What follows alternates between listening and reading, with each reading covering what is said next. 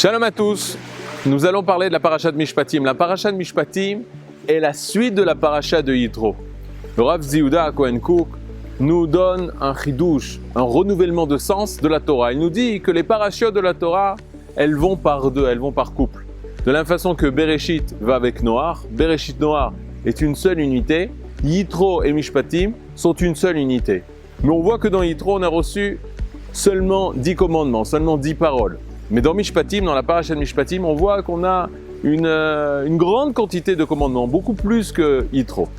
On pourrait apprendre que Yitro nous a donné les principes généraux, les principes fondamentaux, le klal.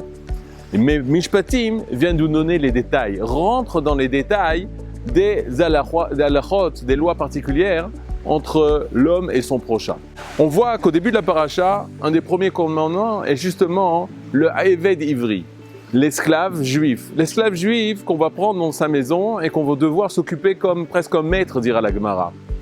Et on s'étonne comment le premier commandement, il parle des relations entre le maître et son esclave, le Adon avec son Eved.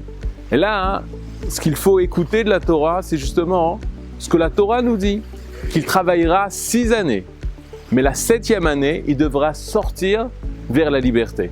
Et en fait, le premier commandement que la paracha de Mishpatim veut nous apprendre, c'est la liberté. L'importance que l'homme doit être libre.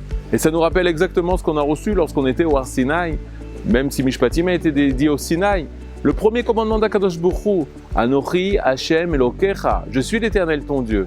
Mais comment tu sais que je suis l'Éternel ton Dieu? Asher Otzetzicha me'eretz Misraim. Mibet Avadim, qui t'a fait sortir de l'Égypte, de cette maison d'esclavage.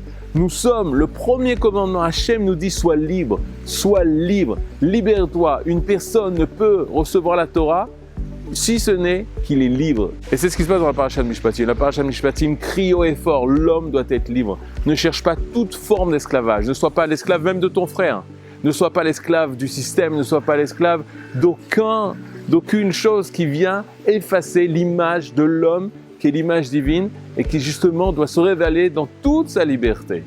Et donc c'est le message que la paracha de Mishpatim, à tel point qu'une personne qui voudra rester esclave, on devra lui trouer l'oreille. Cette même oreille, nous disent nos sages, qui ont entendu le premier commandement de la Torah, que Hachem nous a fait sortir d'Égypte. Cette oreille, l'oreille se dit ozen en ivrite. Et c'est les mêmes lettres qui font le mot izun.